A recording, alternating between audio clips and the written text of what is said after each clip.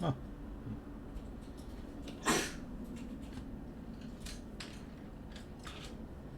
Hey guys, CryptoDad here again, and welcome to the Friday night, 6 p.m. Pacific Standard Time live Q&A in LA.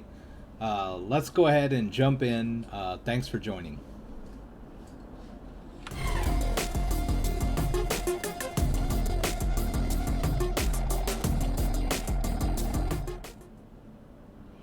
Hey, so welcome everybody. Thanks for joining me. It's the last show before Christmas. Haven't been doing a whole lot of videos. I go in spurts, but I have committed to this live stream, so I'm sticking with that. Doesn't mean I'm not always messing around with cryptocurrency. Hello everybody. Shahid, Grand Illusion, Paul G, Betty A, Linton. Got a couple of questions right out of the box. That's fine. So I'm gonna switch over to my news box here. This is an interesting story, but let me just touch on a couple of questions. Linton is asking about Bitcoin Cash SV, the split from the original Bitcoin Cash, which was a hard fork off the Bitcoin blockchain. And that fork, that contentious fork, took place a month or so ago. And so those people who owned Bitcoin Cash at the moment of that fork are entitled to the Bitcoin Cash SV, the new, the offshoot, so to speak. There was the Bitcoin ABC, Bitcoin Cash ABC was sort of those two were sort of in competition to be called Bitcoin Cash.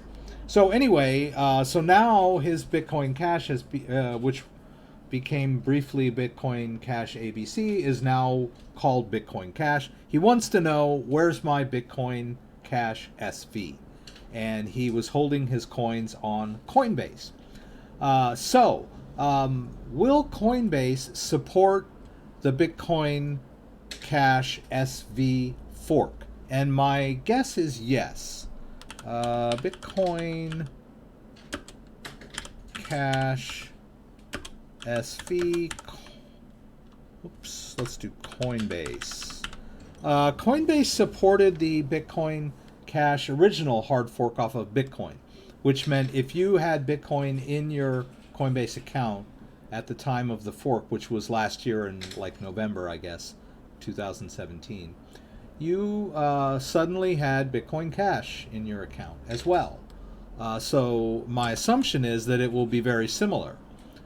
But when, I guess, is the question. The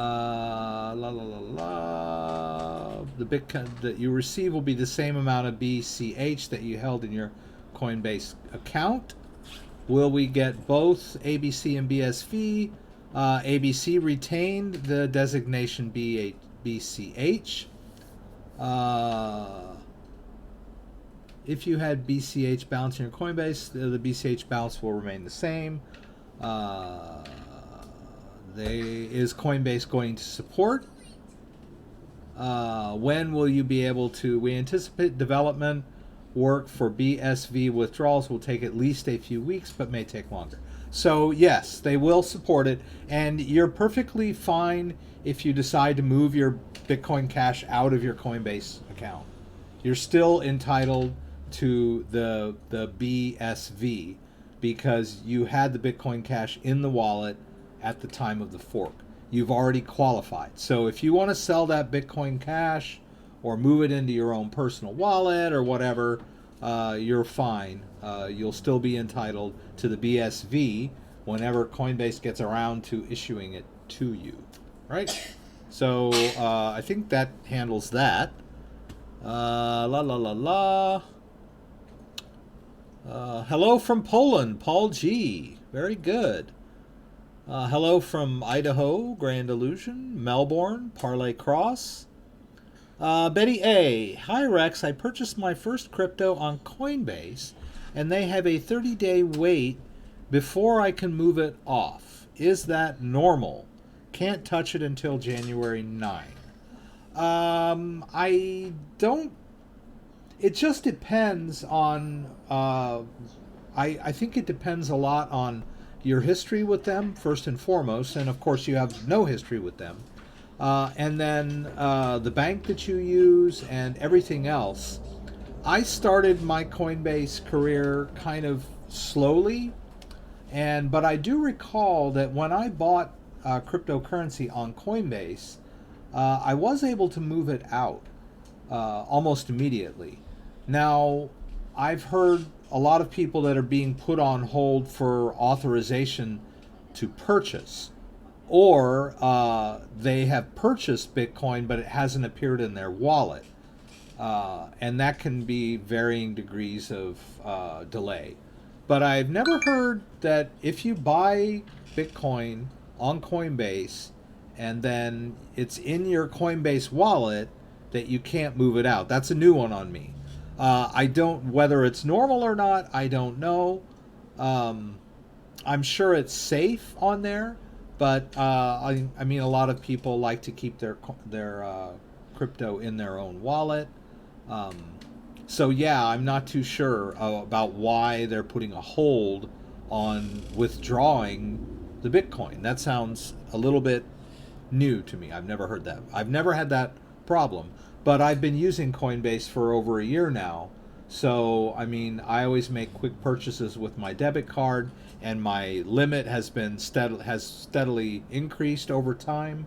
It used to be like $500, and now it's like 5,000. Although I would never purchase 5,000 with my debit card, but I can, right, if I had the 5,000. So their policies become more liberal at the longer you hold the account and the more you use it, right? I tend to use mine quite a bit, making small purchases, doing my videos, and for my own stuff. So I have a history with them. So my assumption is that the more you use Bitcoin, the more you establish a history and a validation. It's probably a security thing. They don't want people washing money through Coinbase, so they're going to put a hold on it for the first, if you're a first-time user. Maybe they'll relax that a little bit as time goes by, hopefully. But I don't know the answer off the top of my head. But I would say it's probably a security thing. They're probably having to fall in line with rules and regulations. But yeah, they're a trustworthy company. I wouldn't worry too much about your Bitcoin. It's not going anywhere. Scott Lee, good to have you. Linton, Merry Christmas. Food World, take a look at SCN on Stellarport. We might get a chance to do that. Hi from Hillsborough. Love that you involved your children in the process. Great dad skills. They're not as enthusiastic as they used to be. They kind of let me do my thing now. Bye BTC. Goodbye Coinbase. Thanks. Shows them my Coinbase wallet. I just can't move it. Okay. I wanted to put it in my new ledger, of course. Yeah, I think, January 4th, is that what you said? So yeah, it's a lesson in patience. I've used Coinbase for a year, and they still make me wait 5 days to move it out. My limit is 2,400. That's kind of weird because, all my videos, I immediately buy it, and then I usually immediately move it to Coinbase Pro, and then transfer it to a cryptocurrency exchange or into my own wallet from Coinbase Pro. You might check to see if perhaps you can move it out of Coinbase Pro. Maybe we can go through that. Coinbase has a wait period because they don't have the coins they say they have. That might be. They may not be liquid, right? So I'll do a Coinbase demo, but let's hit the news. I think a lot of people tune in for the news. And the big news is the price of Bitcoin has sort of recovered from its lows. Whether or not we will revisit those lows is kind of up in the air. So Bitcoin was like, I think it topped out about 42 yesterday, and it had been steadily on the rise over the last week or so. Let's see if we can look at the chart. Let's see if we can look at is there a one? There's 7-day. There's 7-day chart. Okay, so December 17th. Let's see if we can get down here. Okay, so like around December 15th or so, it was around 31.99 in US dollars, right? And then around the 17th, it started rising. And then we've got it up at around December 19th at 39. And then it peaked out, let's like 41.86 there and 41.88 there. And since that, it's sort of come down a bit. But good news for all the hodlers out there. And the rest of the cryptocurrency market sort of followed suit. So you get, Bitcoin, they tend to follow Bitcoin. Sometimes Bitcoin goes down, and some of there'll be like a seesaw thing. Like Bitcoin will be up one day, and then a little bit down the next day, and all the altcoins will be up that day when Bitcoin goes down a bit. So it's kind of weird, I think what happens is people get interested in Bitcoin. Bitcoin goes up, and then maybe, they sell some of that Bitcoin for altcoins. I don't know what's going on, but the altcoins, in the long run, they tend to follow Bitcoin up or down. But then there's like these choppy things where Bitcoin goes up and a little bit down, and altcoins go up, and then the next day altcoins are down and Bitcoin's back up again. But for all of you altcoin holders out there, cool. Along with the Bitcoin holders, great. And so that's the big news. And so let's see here. Whoops, I keep doing that, right? Got to stop doing that.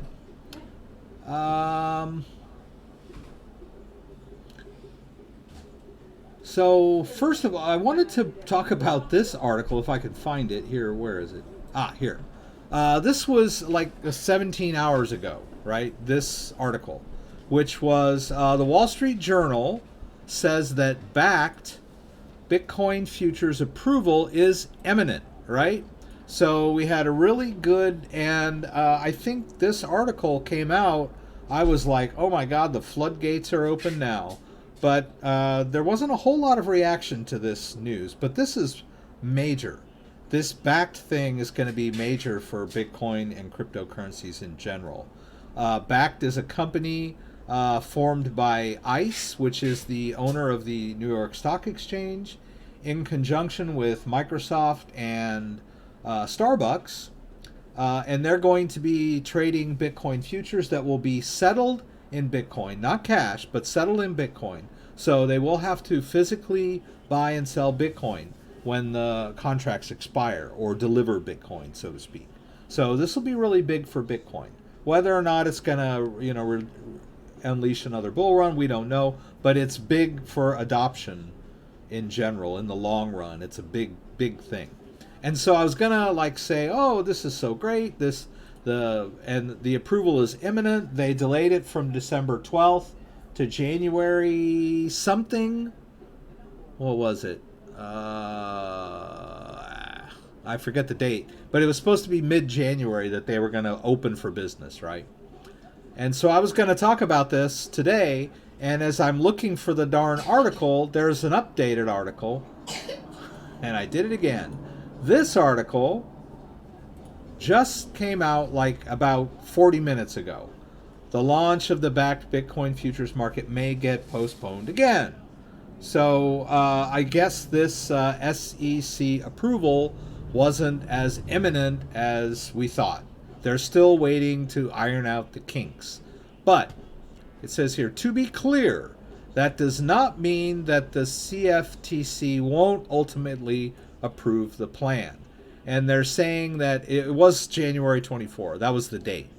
Not mid-January, late January. But they're saying, well, it might be delayed a few days, right? It could be even January 30th. So we'll see.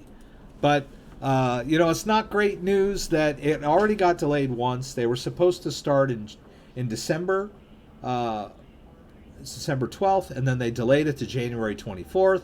And now they've just announced that they're delaying it again. So, we're just going to have to wait. But this is big stuff for Bitcoin and the market in general. Let's see. There's some other good stuff going on. Let's see here. Whoops. Now, this is an interesting article here. The Coinbase CEO was the first crypto entrepreneur to join the Buffett-founded billionaire charity pledge, right? So he's signed a pledge to donate the bulk of his fortune that he's accumulated to charity. And the guy sounds very sincere. I'm glad that someone in the crypto community has made such a public statement. It's going, it's great for the charity, of course, but it's also good for the community as a whole, that there's some recognition that, there's this guy who's become rich in cryptocurrencies, and he is donating money. That's a poster board for the rest of us, adds more attention to our cryptocurrency community. He's made quite a bit of money as the Coinbase CEO. So I like that story. I thought that was interesting. Let's go here to another. This one is interesting too. If you're not aware, there is I forget what they call it, a caucus. There's a cryptocurrency caucus composed of some congressmen who are very pro-crypto. Whatever their motivations are, I don't know. But it's good to know that there are some lawmakers out there that are pro-crypto. And so they've introduced some legislation to clarify and make easier crypto. Exclude crypto from securities laws. So as you may know, the SEC or the IRS, I believe, treats cryptocurrencies as property, and so they tax them like property. And crypto is in its own classification. So it would be nice if it wasn't taxed as a property. The several different U.S. agencies define Bitcoin differently, or cryptocurrency. SEC says it's a commodity. The IRS says it's a property, or a security, similar to a security. And then the Justice Department considers it a currency, as far as like the law is concerned with money laundering and that kind of thing. So several different U.S. agencies define Bitcoin differently. So we need some clarification. So these senators are proposing some laws, and laws take a long time to go through all of the processing and the voting and the signature of the president, all that stuff. But things are moving forward, right? So I think that's good news. It might be bad news. Who knows? That might not be a good thing for crypto, the way they end up defining it. But we'll see. It means that they're taking it seriously, and that to me, that's important. They are taking it seriously. Okay, this one's kind of interesting. A number of crypto ATMs steadily growing amid the crypto winter. So, this is the year of down market in cryptocurrency, and we're getting beat over the head by all kinds of financial analysts that were screaming that it was a bubble back in last year, and now they're gloating and saying, "I told you so."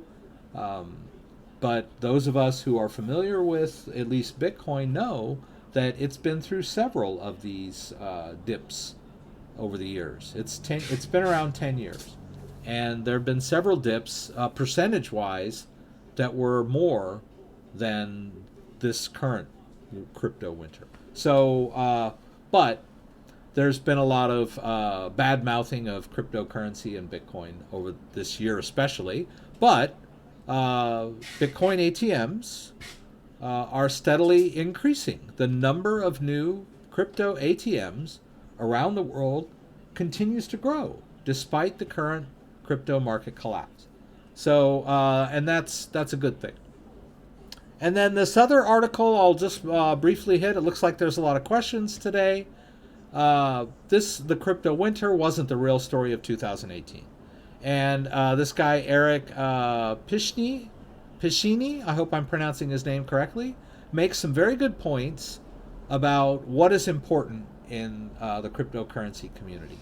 And the first thing he mentions is the rise of other tokens, security tokens, fungible tokens, stable coins, and equity tokens. Demonstrate the continued vitality of the blockchain community, right? So even though the prices were down, a lot of innovation taking place. And then stuff that I've talked about, adoption stuff, a lot of traditional financial institutions are working on the infrastructure for blockchain technology and custodial services and brokerage and futures and ETFs, all that kind of infrastructure stuff is taking place. And a lot of that news that came out, these headlines would have really, if they'd have come out in December of 2017, would have shot the whole market up by 20%. This year, not so much because of the down market. But all of these blockchain infrastructure rollouts and adoptions by big companies is great news for the crypto community. And then regulation, which we talked about a little bit, with these new laws that are coming out. Some people in the crypto community don't like regulation. Could be a bad thing for crypto. But the bottom line is they're taking crypto seriously, right? They wouldn't be regulating it if they thought it was just, a passing fad or phase, right? Regulation proves blockchain is here to stay. All right, so let me take a look at some of these questions.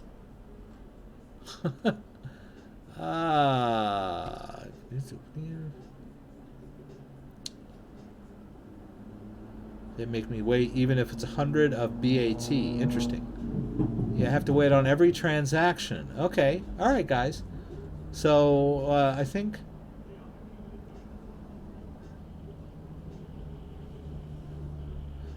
if you're curious about your coin, I'm going to address Joseph quickly here.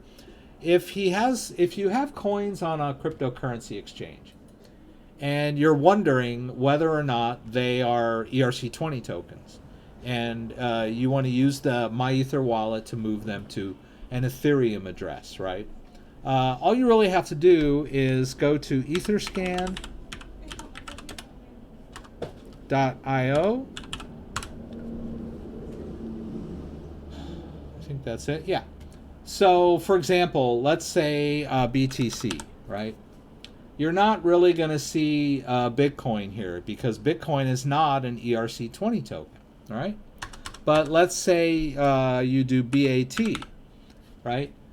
You find BAT on this site, and it's going to explain to you everything about BAT, the contract number, the decimal, and it'll also mention here that it's an ERC20 token.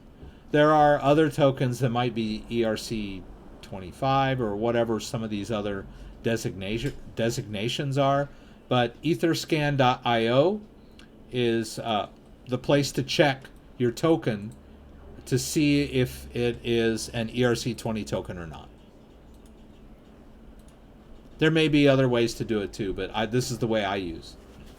Let's do that Coinbase thing, all right? Let's log into my Coinbase account. Okay. Let's log into my Coinbase account. Let's sign in. And let's see here. Oh, sorry. All right. Let's use our...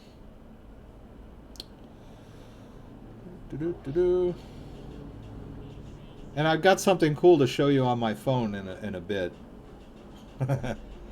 I guess you would call it cool.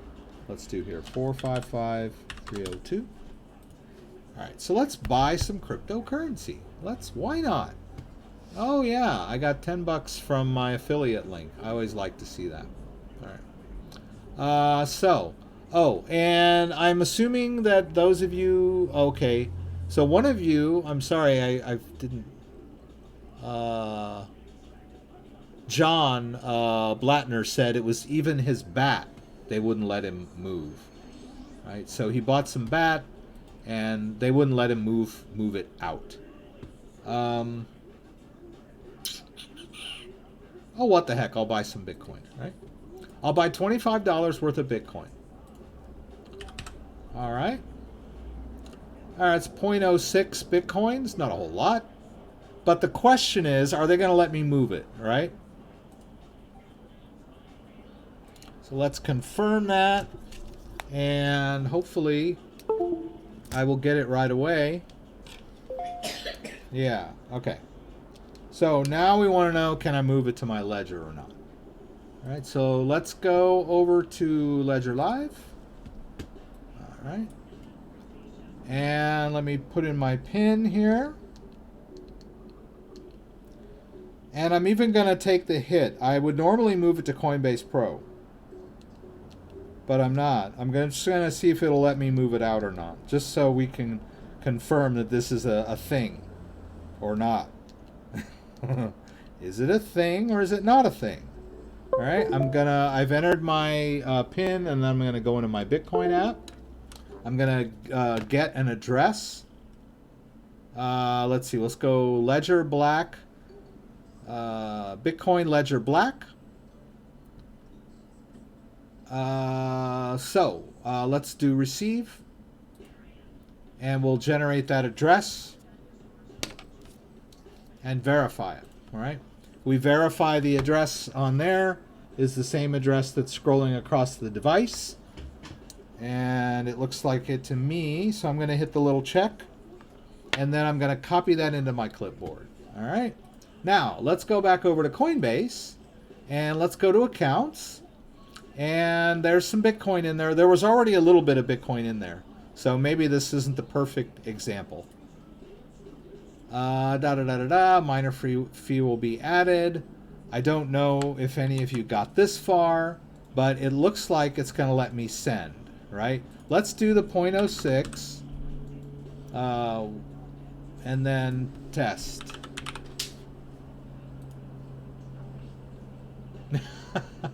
What? Oh, sorry, I did that wrong. Wasn't paying attention, pardon me. All right, Bitcoin address, amount, let's do it this way, 0.006. Okay, all right, that looks good to me. So I want to send this Bitcoin to a Bitcoin address right now. I just bought it, right? Let's hit it. And is it going to tell me, okay, it wants the two-factor authentication, which I can provide. Whoops.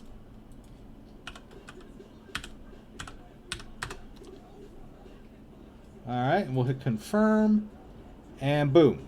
So it lets me do it. All right.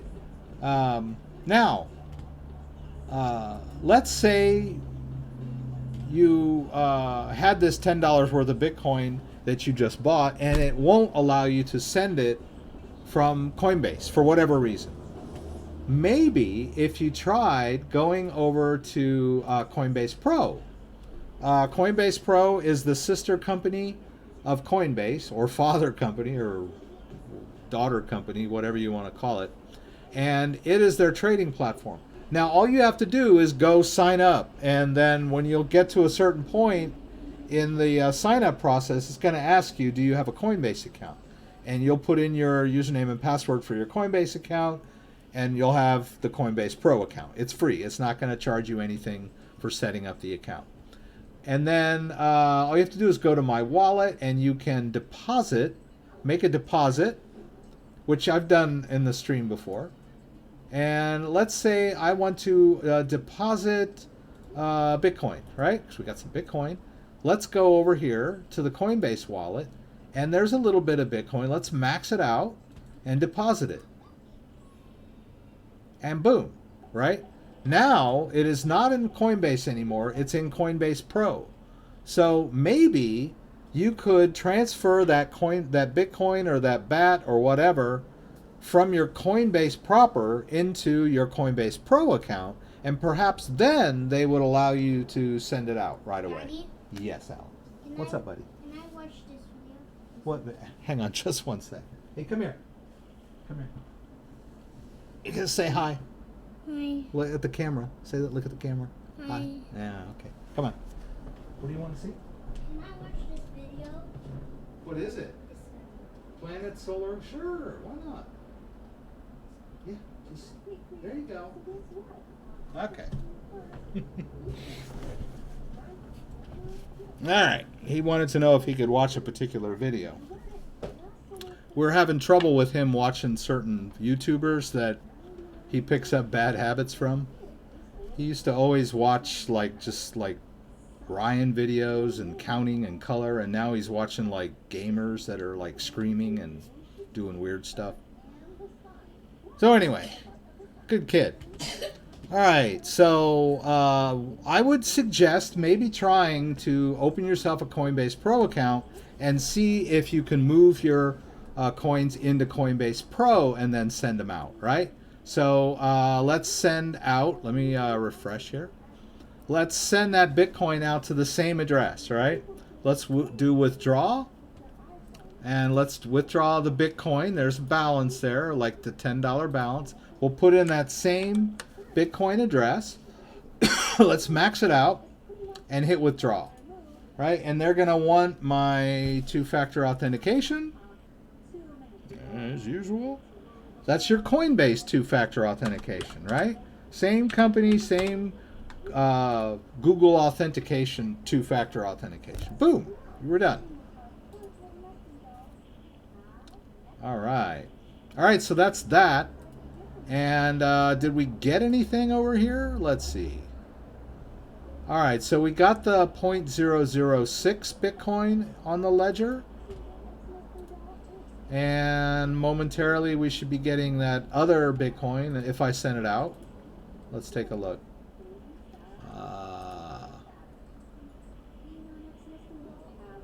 Right, see I sent, well that's not right.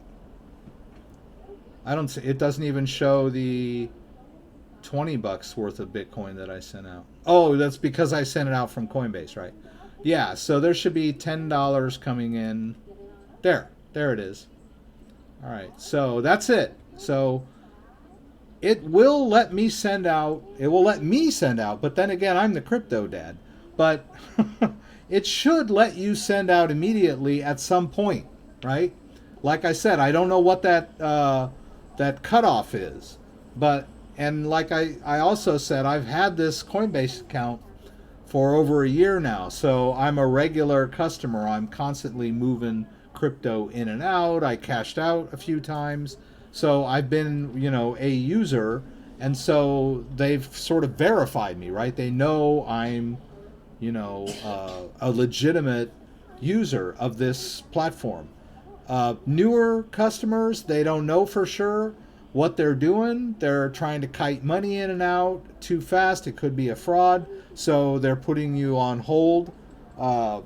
That's my assumption, like I said.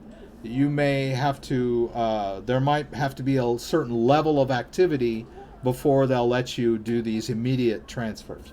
But it is possible. All right, so we spent a lot of time on that. Sorry. Okay.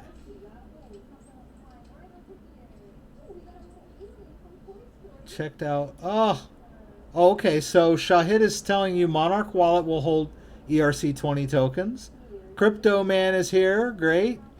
Pillar Wallet just went live. Store your ERC20 tokens. I have another wallet that you can store ERC20 tokens in that I can show you.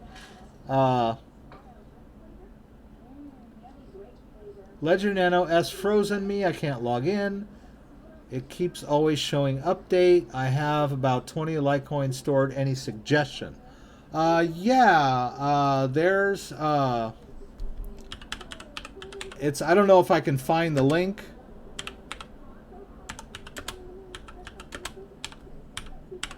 It usually says UFC update. I forget what, but there used to be a real great walkthrough from Ledger.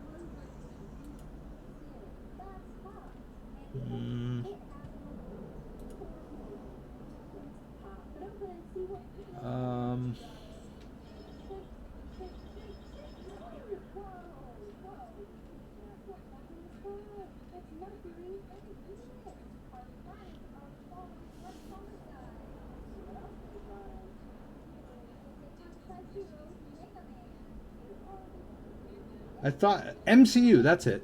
What if my ledger displays firmware, MCU firmware not genuine? That's not the one. There was another one where it says, it just keeps saying MCU update, right? Now you might have to do, have you tried doing a full restore from your 24-word recovery phrase? If not, let me see if I can. I know that there's a walkthrough that I've posted in several of my comment sections. Let's try it again.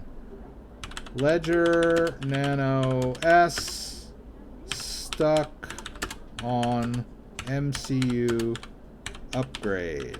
I believe that's what it tells you, right? There, that's the one.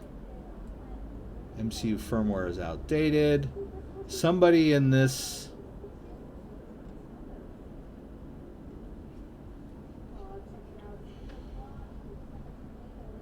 No, that's not it. Yeah, I don't know. The article seems to have... is eluding me.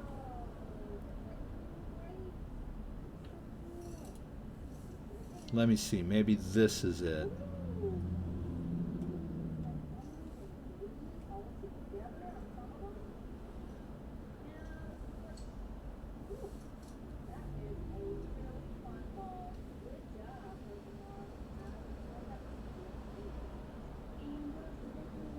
Device manager. Oh, yeah. Well, I don't know that might be your issue. If you're on Windows 7 and you're plugging in this thing and it's giving you that MCU, that you're stuck, you could try updating the Windows USB driver, right? You would go to the device manager in Windows.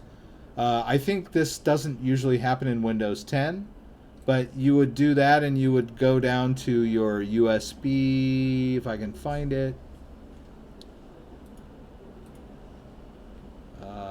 Yes, Universal Serial Bus Connector, right? And then you would roll down here and it might show that it's there, but it will have like a exclamation point, a yellow triangle. And then update the driver in Windows. I think that does work for some people. I don't know if that's specifically what's happening to yours. That might be one thing that would get it to unstick. But like I said, you might just try a full restore, which it's hard to do because you don't even get the pin, right? All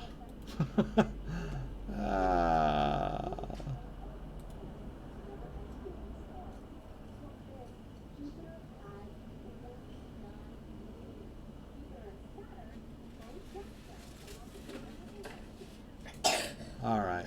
Well, this little article here looks like it has some links that might be helpful. So hopefully one of those might be that magic process, right? It's going to give you a step-by-step to get past that point. La la la la.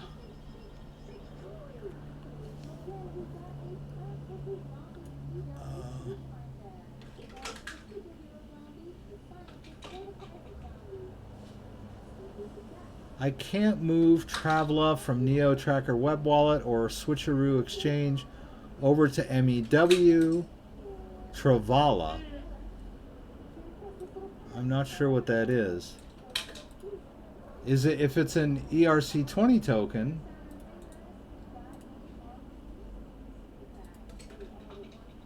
Yeah, I'm not even sure what Travala is. It may not be compatible. Oh, okay, here we go. Oh, it's AVA. Okay. Now I know the ticker. Let's see if it's an ERC20 token. Avalon. Is it Trava or Avalon? Travala.com.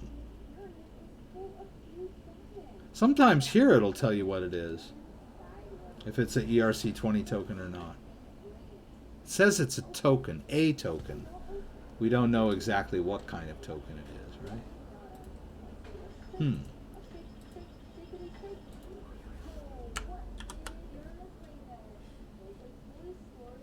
Huh.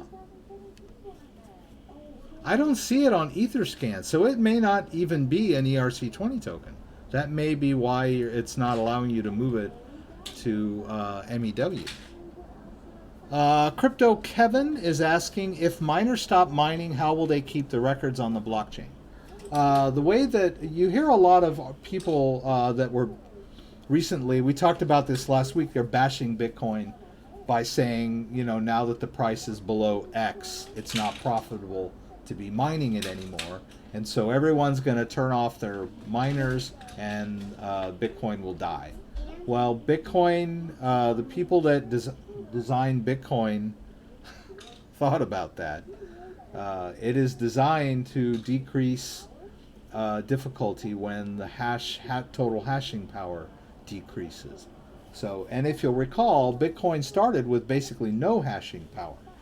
Back in when it first started, you could mine Bitcoin on an old laptop and profitably. You know, you would actually, you know, get some Bitcoin. And then it became too complicated.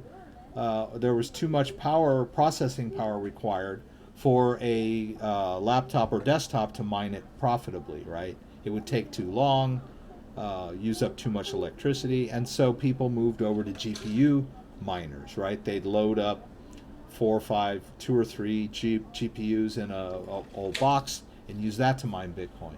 Well, that eventually got to be not profitable enough, right? So then they moved to these ASCII devices and ASIC, pardon me. And an ASIC device is a box that you can use to mine Bitcoin or other cryptocurrencies.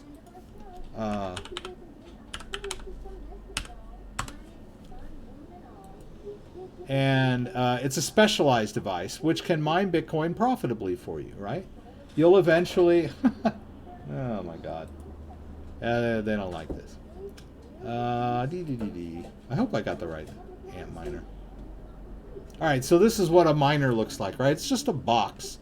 And it runs Unix, but there's no screen, so you have to connect it to a computer on your network, and then you control it through a web interface, right? It mines Bitcoin. So, if the price of Bitcoin drops and using one of these is not profitable anymore, and they turn them off, then you know, the guy with the GPU miner will still be able to mine Bitcoin. The price, the difficulty will go down, and so the difficulty rate adjusts automatically when people stop mining, right? So if the price drops and people stop mining, then it'll be easier to mine. And then other people, bottom feeders, will jump in and start mining. So that's not the death blow for Bitcoin. And besides, now the price has gone back over that, whatever that magic number. I think they said the magic number was 65. That Bitcoin needed to be 6,500 per Bitcoin for miners to mine profitably. But those reports don't take into account that there might be better, improved ways for more efficient miners that will be coming out. More efficient algorithms for mining. You know, new technology, better coding. I mean, all of these things are factors that would allow Bitcoin to continue So don't worry, Bitcoin is not going to die because it drops below a certain price. At least that's my opinion. I'm sticking to that. I've always been able to send Ledger immediately after buying from Coinbase. Okay.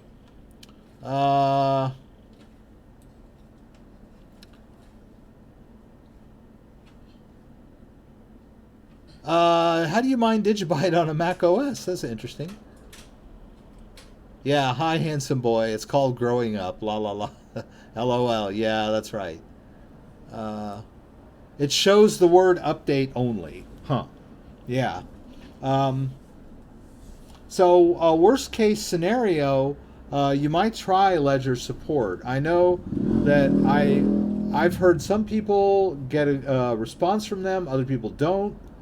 But hopefully some of those walkthroughs might allow you to get it out of that state where it's just, disconnect, reconnect, whatever you do, reboot the computer, maybe update that USB driver to see if that gets it out of that stuck update.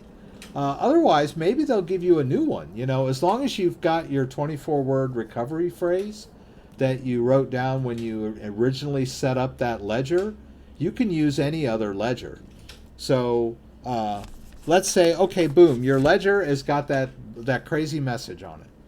Go out, buy yourself a new ledger, right? Get that new ledger, and then pull out that card that you filled out with the 24-word recovery phrase. And when you go to set up that ledger, the first question it'll ask you on that little blue screen is, do you wish to set this up as a new device? And you would say no. And then it will say, do you wish to recover? And you would say yes. And then it will ask you to enter those 24-word words, and it will restore the wallet for you, right? So let me see if I can find this. Whoops. If I spelled Ledger right, it would help. That would be, if you got 25 Litecoins and you're really worried about it, then it's not going to kill you to spend $79 on a brand new ledger and just restore from your 24-word recovery phrase. So here's that video on how to do that. That would be, and then once you've got your new ledger and you've restored that wallet, then you can deal with getting them to replace the old broken one, right? You've got time. But in the meantime, you've spent $79 and got access to your Litecoin. Because you may want to sell the Litecoin, transfer, whatever. Yeah, just get another ledger and do a restore. And it'll be a mirror image of the other one, right? Even if you get the other one replaced, that you can do the same thing when you get that first one replaced. Just do a restore. And you'll have two mirror image ledgers. I know it's weird, but that's how it works. So that would be my, emergency advice, right? If none of these troubleshooting walkthroughs help you, just get you a new one, restore from seed, and go about your life. And then maybe, put in an email request to Ledger about the old one and see if you can get a new one. Then you'll have two. Can't ever have enough ledgers, right? I've got two. My wife has one. Yeah, I'd buy one for every day of the week if I had the extra money. Oh, so you are on Windows 8. Okay. Yeah.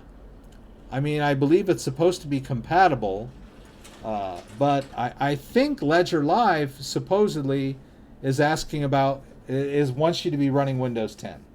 I talked with someone about that. They want you to run Windows 10. And that's a big deal for some people. And not really so much for me, because I always get the latest update as soon as it's out and deal with the bugs, right? Other people like to stick with an OS as long as they can. Let's see, SDC. And I think I remember, I talked, it was somebody in my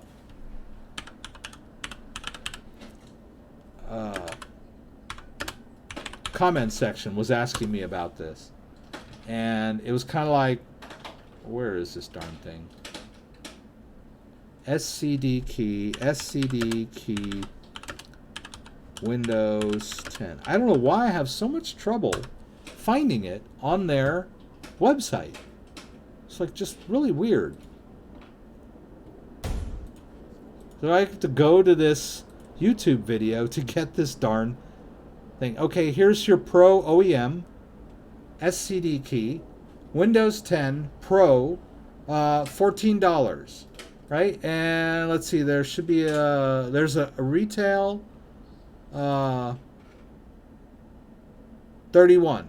Okay, now you can do the OEM, you know, on a blank hard drive. The retail, I believe, will upgrade an existing copy for on the cheap, right?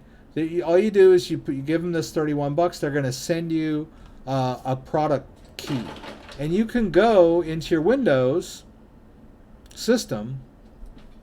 Let's see here. You can do this in Windows 8, right? You can just right click, go to System, and then where is it? About. Is this About? Where is that?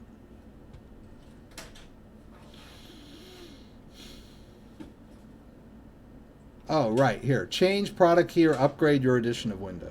I just click on that, and then they'll say enter your product key, and if you're running Windows 8 and you enter that product key, it'll upgrade you. Now it might take a while because it's got to go through from Windows Home, Windows 10 Home to Windows 10 Pro is like that. But if you're running Windows 8, you'll probably have to go through the upgrade process. But it's not the end of the world, and you're probably better off being on the latest operating system. But it may not be feasible for you, but that might be part of the issue, is that you're still running Windows 8. And I know Ledger Live, the software, expects you to be running Windows 10. But you can still use the Ledger Chrome apps. You can still you can still use them, but they won't be around forever, right? So if you're running Windows 8 and you're using your Ledger, you might want to go with the Chrome apps, but first you want to get that Ledger up and running. So either buy a new one and do a restore, or get them to replace the one that's not working. Hopefully you can do your troubleshooting. You're welcome, Joseph. What is the most efficient way to take out profits of Bitcoin? Continues to go up. I know you can sell it back to Coinbase, but are there other better options where you can get a bit more? Good question. So let's say that you bought $1,000 worth of Bitcoin, and now it's worth $5,000, right? And you want to get your money out. You can and it's in a wallet. Let's say it's in a wallet. You can move it back to Coinbase and then cash out. Sell it for cash and then cash out. That's one way to get your money back. There are other cryptocurrency exchanges that support cash withdrawals, but they may not. I mean, they're going to take some. You're going to get hit with fees at some point, right? So you could use Bittrex. I believe Bittrex will allow you to withdraw if you link your bank account. Now, the other option might be Paxful. You might try Paxful. I think that people sell their Bitcoin at a premium on Paxful. So you can either buy or sell Bitcoin. So there'll be people that are offering you gift cards for your Bitcoin. And, you can look at other people that are selling Bitcoin for gift cards and get some idea of the market. But this is not for the faint of heart, right? It's a peer-to-peer. So you have to make sure you're dealing with, people that are on the up and up, and you can check their reputation, just like eBay. But that might be one way to get a better deal if that's what you're looking for. Now, another thing you might consider is just using that Bitcoin to buy stuff, right? You can go on overstock.com, you can go on newegg.com. There's a lot of online merchants that accept Bitcoin for payment. And so basically you're buying something with the Bitcoin. So you're not getting hit with any like merchant fees or transaction fees or anything like that. You're actually using the Bitcoin to buy something useful. And that might be another thing to do. Or you could go on local Bitcoin. I think this is it, local Bitcoin. And find somebody out there that wants to buy Bitcoin for cash. Now, I've never done this before, and it's much easier just to cash out using Coinbase. That is the easiest, no-brainer way to cash out if you feel like your Bitcoin investment is right? But I could still consider just using that Bitcoin to buy something, or maybe trading it on one of these types of sites where you might get a better deal. But you have to go through more rigmarole to get it done. So time and effort is worth something to me. So there's a high convenience factor on Coinbase. All right, how much time are you going to spend going to meet so-and-so so that they can give you cash and you can give them Bitcoin? Or just like the time you spend learning how to navigate on these types of sites.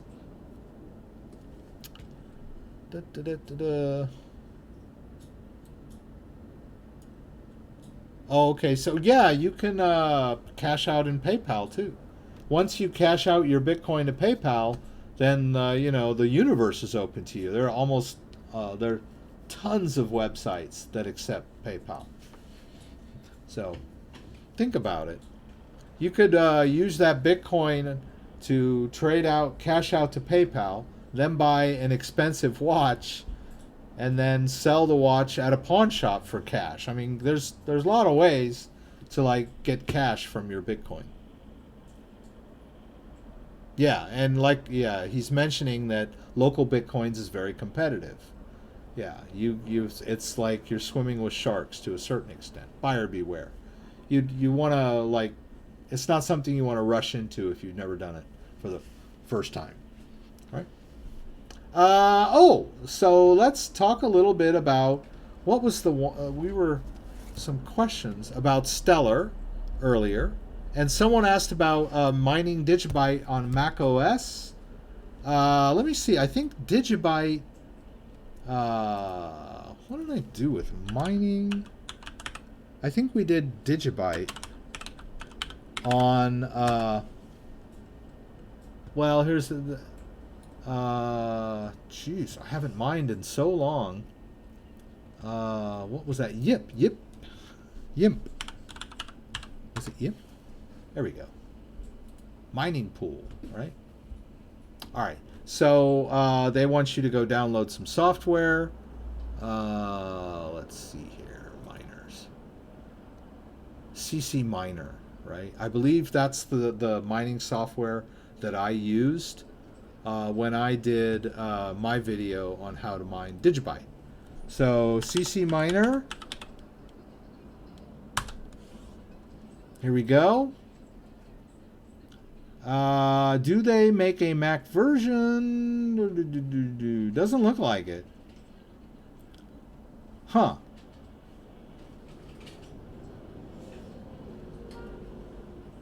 Huh.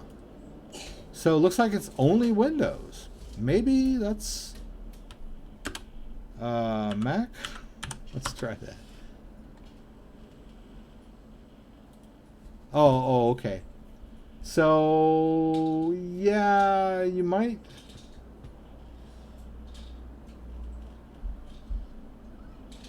Okay. All right. So these are some instructions. On the Mac OS command line tools, you would install the miner using Homebrew. and then blah blah. You have to go through. It's not easy. It doesn't. It looks like it'd be an all-day affair trying to get everything up and running. But yeah, so if you're interested in mining Digibyte, let's go back to that. Because in my video, I didn't talk about Mac. What was that? What was that? Whoops.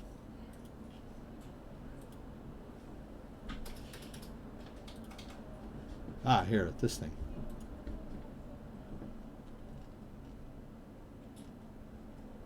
Join a mining pool, create a worker,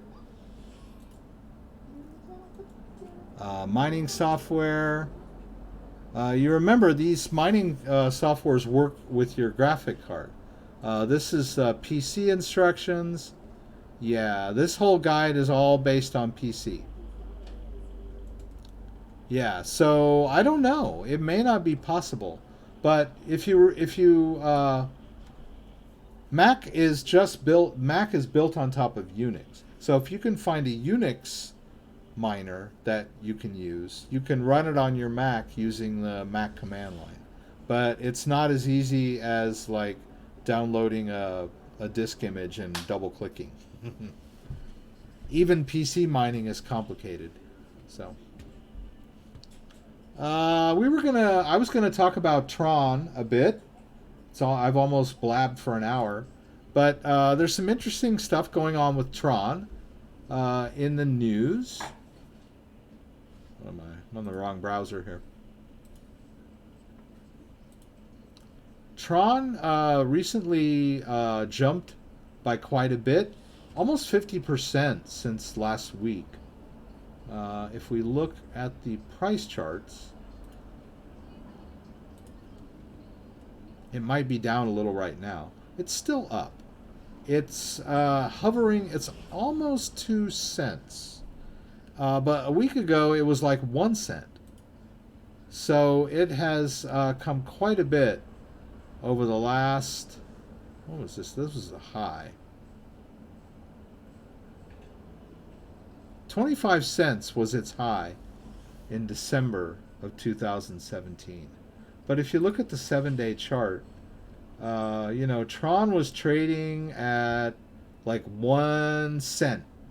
1 cent, 0.012 cents, right? And then it like went up to... it went a little over 2 cents recently. So it's pretty much doubled in the last week. And it was... you know, around 8 cents early in this year. So there's a lot of potential for Tron.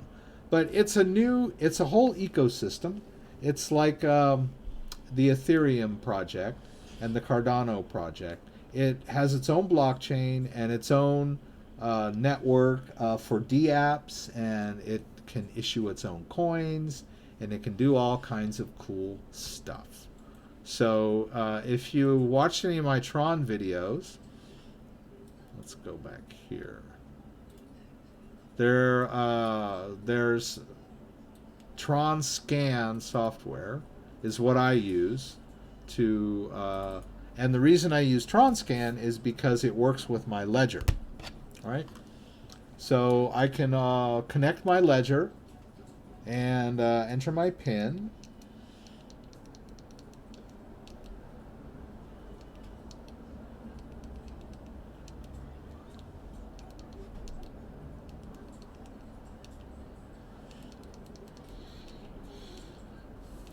All right. Whoops. Let's exit that Bitcoin app, right? And then we'll go over to the Tron app, wherever it was. There it is. Let's go into Tron. And then I'm just going to log out of this quickly, just so you can see the process, right? When you say open wallet, you choose this open wallet. I could select a key store or create a new wallet, but I'm just going to choose open wallet. And it gives me these options: a private key, a key store, or a ledger, right? And that's what I want to do.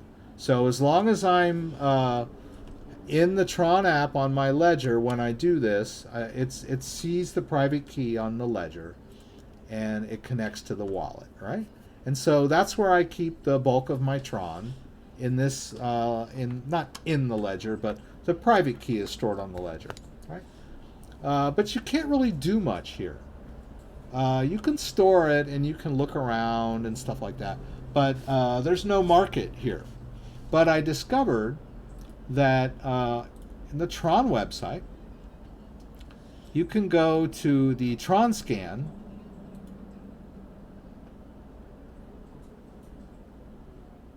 or maybe you can't. All right, so Tron scan, you'll see it looks just like the Tron scan on their website looks exactly like that wallet that I just opened. Unfortunately, they see they don't have open wallet here. They don't have a way for me to connect to my Ledger on this, but they do have this market.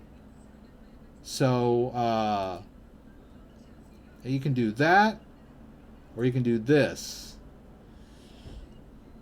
Right? So you can actually buy and sell on here, but you have to open up a wallet. So what you might want to do is you could create your own wallet. Right? You create a password. All right, next. And then they're gonna tell you to download this key store, which you can drop anywhere. Let's just drop it on our desktop for now. I don't know what that's all about. I don't know, and I don't know. I think that that file name there is the public key or the public address. This wallet. Right? And then the next thing, they're going to give you this private key, right? And so you'd have to put that on in a text file or something like that. So let's do that. Let's just put this guy in a text file here. Tron private key.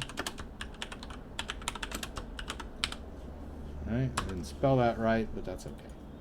Let's just drop it in there. And keep it in a safe place. You don't want anyone to see that, right? Including, so as you can see, I just exposed that private key to you guys, so there's no way I'm going to put any Tron in this wallet, right? Because you've got this private key. All right, but, so,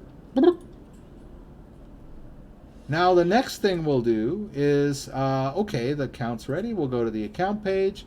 Boom, we got ourselves an empty wallet, right? We got an address, we can move tokens in, we can do all kinds of fun stuff with Tron. We can move it around. Before I go too much further, and I'm going to open this same thing with a wallet that I have. So let's sign out of that new wallet that I just created. Let's open a wallet that I already have, right? Over here. This is the one that I created, where I didn't expose the private key to you guys. And then I have to enter the password. All right, and then I can see that there's some Tron in there. I put some Tron in there. And we can trade. That's what's cool, right? I've got this DEX here. So I can go to this DEX, and there are some trading pairs over here where I can buy and sell other things with Tron, right? So I've got this TWX Tron, and it's a little bit up today. This IGG, and we'll buy a little bit of TWX. So I just click on there, and so it tells me how much Tron I have available, and how much do I want to buy. Let's buy 1,000. Let's go crazy, right? Ooh, well, let's just buy 100. I don't know. All right, we'll buy it. And it's pretty happy I did that. Right? So let's go to the wallet. Let's go to the this part here. And you can see this is the amount of Tron has gone down a little bit, I think. And I've got some TWX now. I believe I just did that. Now, let's move some of that into my safer wallet, right? I have this other wallet over here that I'm using the Tron scan software that I downloaded, and it's connected to my ledger, and it has an address, right? So let's copy that address, and let's go back over here, and let's say I want to move some of this TWX. Oh, the Tron watch. Isn't that what I just bought? God knows what I bought. Let's say I want to move it. So I'll just go over here to, come on, Rex. Send. Right? And where do I want to send it? I want to send it to that Tron address that I just copied into my clipboard. Oh, I guess it knows that. What wallet that is. That's funny. Now, do I want to move Tron, or do I want to move one of these sub tokens, right? Let's just do that Tron watch. I think that's what I bought. I can't remember if I bought the TWX or the Tron watch. Let's just move that Tron watch. Let's move it all. Let's max it out, and let's send it. And it wants me to confirm, and boom, there it went. Now let's go back over to the Tron scan software and take a look. And let's go to the, oh, it's already there. See that little one up there? Just told me I just received 100 Tron watch. It's stored in the wallet kind of as a sub token. There it is right there. Tron watch token. I got 100 of those. You'll notice that I have some of these other tokens. These other tokens could be worth something. I don't know. Tron is very new, and anybody can create a Tron token. Some of them have value, some not so much. So people will send you tokens for free, which, as you can see, I've accumulated some. Some of them I've bought on purpose. Tron Watch token, we just bought on purpose, and I've stored it. So I went to the DEX, right? I bought some of this sub token on this DEX, right? And then I transferred it into my storage wallet. So that's one thing you can do with Tron. And then you'll notice too, if you go to the Tron website and you go here to Tron scan and you go to the Tron market. I got all these tabs open. This is crazy. Let me close these. If you go to this Tron market, it takes you to this other website, right? And you see they're yelling at me. They want me to sign in. So what I have to do is, this Tron link is a Google extension for Chrome and or Brave. Brave is Chrome based now. So I would just go to the what is it, Tron link.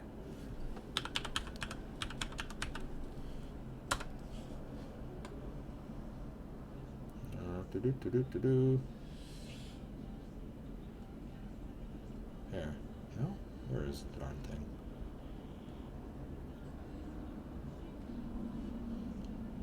I thought that, oh, here. Chrome extension.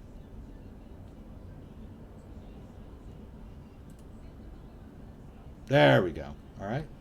So you would go to the Chrome web store and you would just download this Tron link, right? And it's another separate wallet. You got to go through the whole setting up the wallet thing and whatever. I've already done that. So let's go back over here. So it's still barking at me to log in, right? It's not very clear. It's an Asian company. It's Asian software. So, you know, their user interface isn't as polished as some of the ones we're used to. But whatever. It's telling me I need to log in, and it keeps barking at me to do this. All right. So what I need to do is I need to log into this TronLink extension. So I've set up a password already.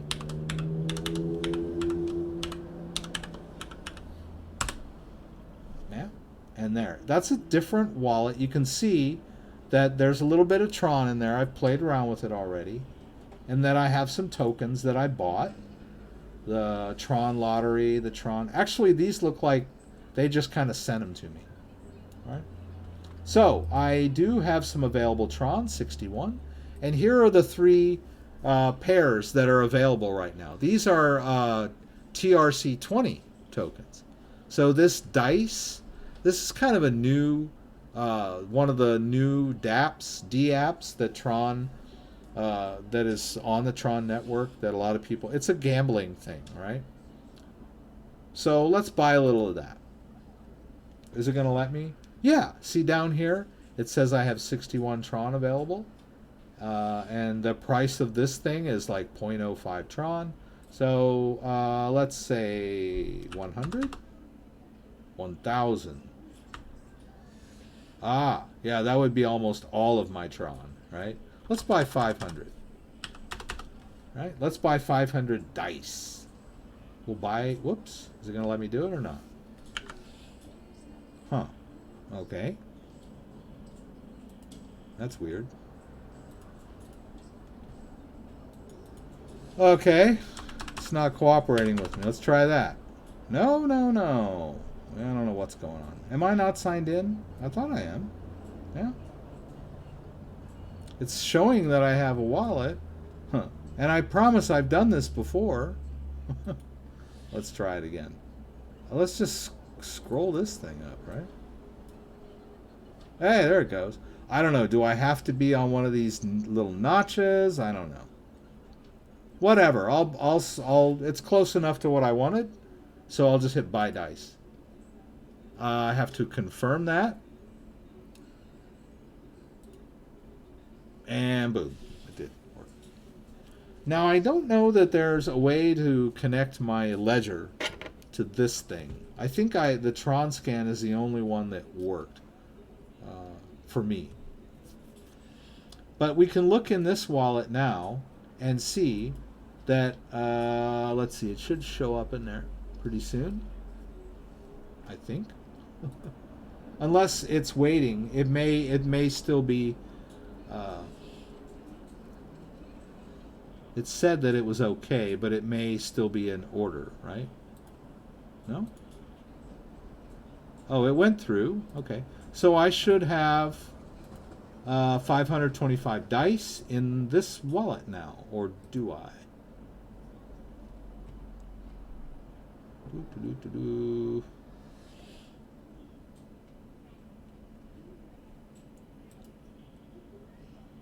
Transaction send. Okay, so I only have 30 left.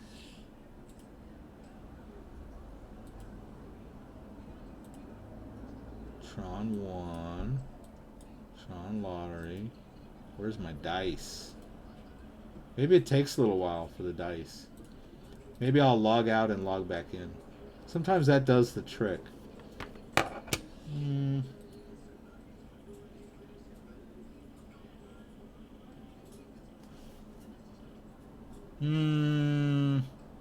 Usually there's a log out somewhere.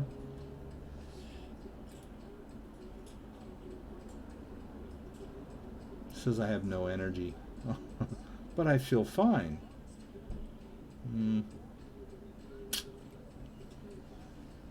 Well, maybe it's going to take a little while, huh?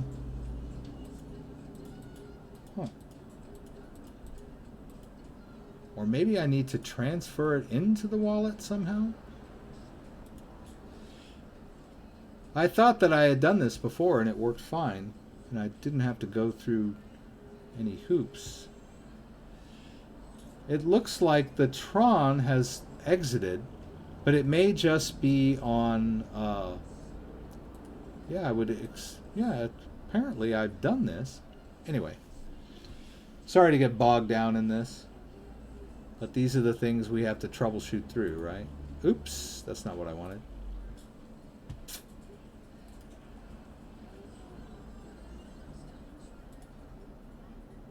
Where's my dice? Where's my dice, man?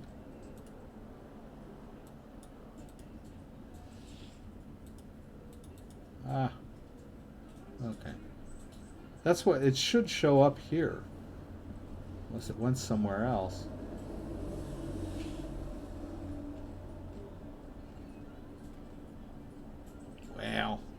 Hooey's. Huh. Okay, let me see if there's any questions floating around out there.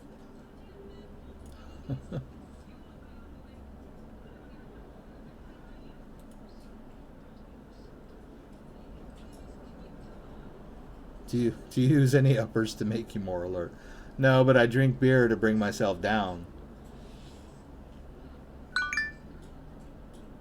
Or if you put crypto on a ledger, who owns the crypto? The owner of the ledger?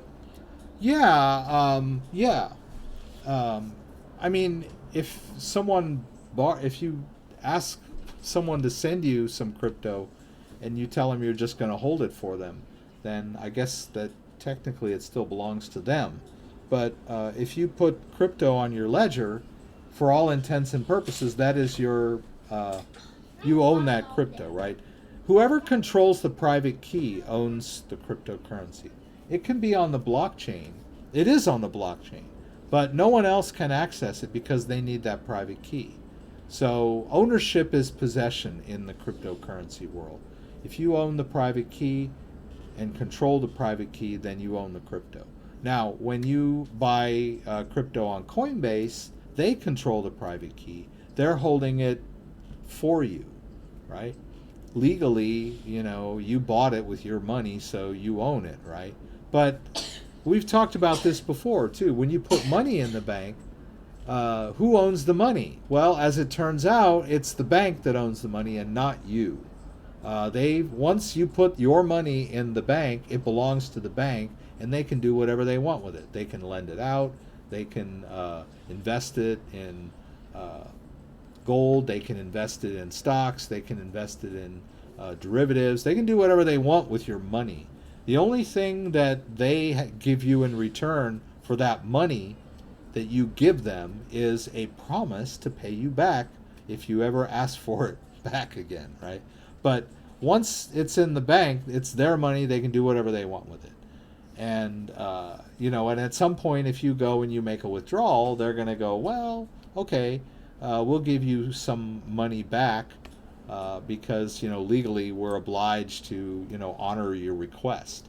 But if the bank goes bankrupt, then it's not your money anymore, right? Or if the government seizes the money, it's not your money anymore. So just remember that, when you put money in a bank, it's no longer your money. When you buy Bitcoin on Coinbase, it's not really your Bitcoin until it's in your own wallet, and then it's yours. So let's see. I'm still wondering why I never got that dice. Like, where's my dice? I must have done something wrong, right? I don't know. I'll figure it out at some point. Yeah, I should be able to send my dice out from here. Yeah. Maybe it just disappeared to nowhere. Luckily, it was only like $2. Yeah, it's really weird. Oh my God, I don't know what that is. Yeah. Yeah, it's not really ready for prime time yet. But it's cool, baby. It's cool. Let's close that. Yeah, I don't know what... I thought I already did this, right? See, now it's telling me it wants me to buy some more. It tells me my balance is 30 and it was 60 earlier. So I should have dice. Unless there's like on Ether Delta, you have to sort of transfer it. It's in an ERC20. It's in a smart contract, right? You have to transfer it back into your wallet somehow off the exchange. Usually. Like do a withdrawal. So maybe I'm just not, there's something here I'm not seeing. Or maybe I just lost my Tron. Oh, look at this office. I don't know where that is. And one empty table with benches. Well, when I figure out what happened to my dice, I'll let you guys know. And it keeps doing that, which is very frustrating. Yeah. All right. Let's go back here. What is this? This is TR. What am I doing here? Let's just close the browser and reopen it and re-log into the wallet, right? It needs me to log into the wallet.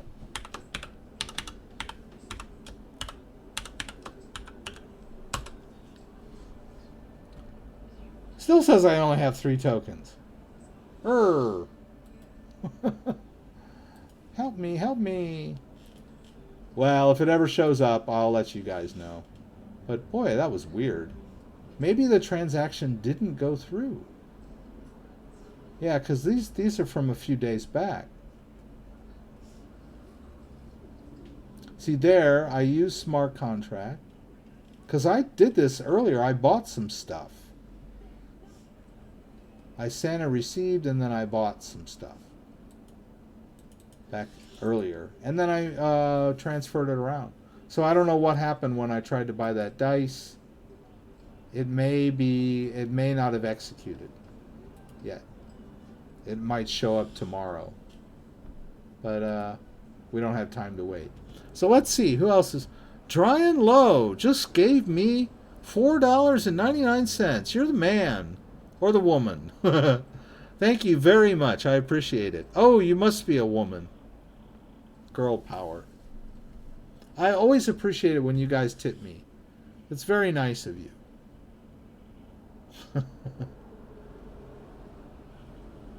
Well, thank you, John. I hope that I kind of screwed that last trade up a little, I think.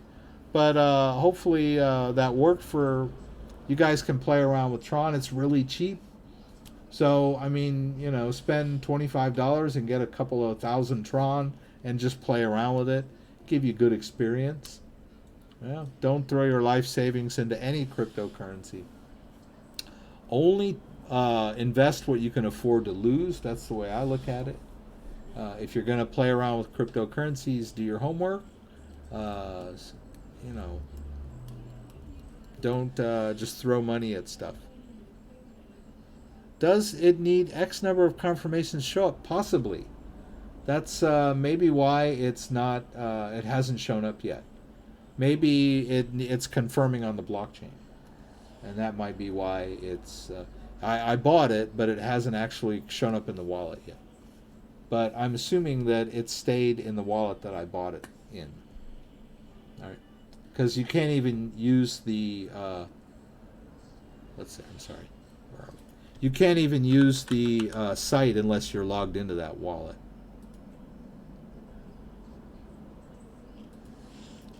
Where is it? Tron Market, TRX Market.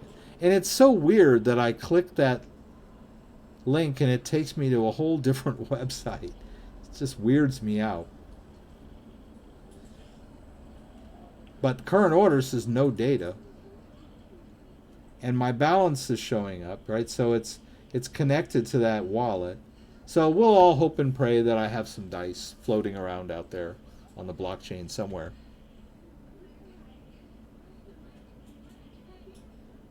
I know. Things don't always work the way you expect. But I've learned as a tech support person over the years, when you're sitting down with someone and you're working and something is not working, it's all in your attitude.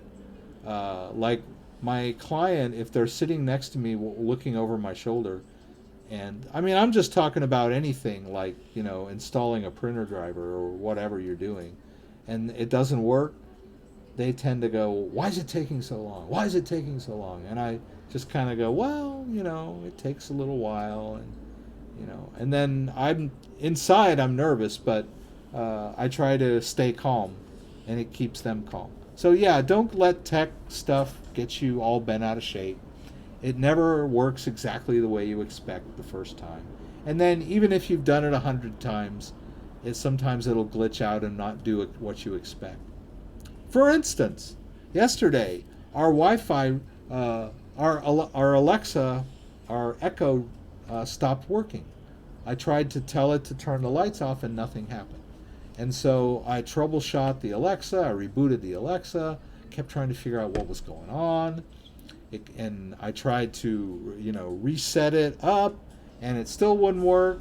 And then I rebooted the modem, the the wireless router, the internet modem. I just went through all this stuff, and then it suddenly occurred to me that usually that wireless router had these other. There were usually 4 lights, and there were only 2. And so I logged in online, and it turned out it said the Wi-Fi was disabled. And so I troubleshot that, and I looked around. Finally, come to find out that that particular router, there's a button on the front of it that says Wi-Fi on, off, Wi-Fi on. And it's a black, the front of it is black, the buttons were black and recessed in, so they were like almost invisible. And I had even looked for the button at one point, and then finally I was in desperation. I said, there has got to be a button on this router, and I looked at it and finally found the damn button. And when I pushed the button, the Wi-Fi came back on, and must have somehow got bumped or moved, and the button got pressed, and the Wi-Fi went out, and the Wi-Fi stopped working, and the Amazon Echo stopped working. Everything stopped working because somebody accidentally pressed that button. So the solution was simple, but figuring out what was causing it was convoluted. It took me like half an hour. So don't fret when stuff doesn't work in tech. It'll work itself out eventually. It still says 3 tokens. Hopefully next week it'll say 4 tokens, right? Thank you, Joseph. I appreciate it. Oh, you're not a female. Sorry, Drian. Your vids got me into crypto. That's great. I appreciate that. Yeah. And check out videos on my page if you're not sure. You're trying to. I had somebody. He asked me the other day, Do you have a video on how to buy Smartlands tokens? And I was like, yes, I do. It was like, boom, I had the video. All I did was like, look, I found the video, gave him the link, and boom, right? It was a fairly recent video too. I think this one, right?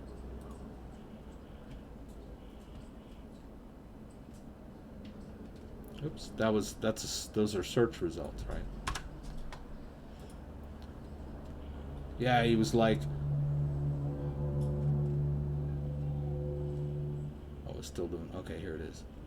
Yeah, I did it like November 20th. And I was like, yeah, here's the video, here's the link. He goes, wow, I can't believe I missed it. So if you're thinking about something in the middle of the week that you have a question about, try going to my site page.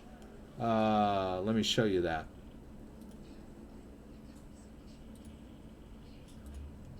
Yeah, this. Just go to my site page and search for, put in a search term.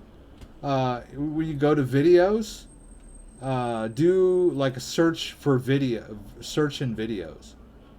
And you might find something that'll answer your question. Because I've got over 200 videos. I've been cranking out videos coming up. Well, in May, next year it'll be 2 years. So it's about 1.5 years. So lots of live videos, lots of instructional videos. I hope you guys find what you need. And if you're desperate, just throw it up in a comment on any of my videos and I'll get it, right? They pop up on my phone. So I try to keep up with them the best I can. All right, guys, have a good night. Don't forget, every Friday night, 6 p.m. Pacific Standard Time, the live Q&A in LA. Join me, throw out any questions that you may have. I'll do my best to get them answered. And or just come and sit around, chat, and enjoy the conversation. Hear the news. Oops. Sorry, guys. If you like this video, give me a thumbs up. If you'd like to subscribe to my channel, I would appreciate it. When you subscribe, there's a little bell that will allow you to be alerted whenever I post new content. Once again, thanks for joining me, and hope to see you again soon.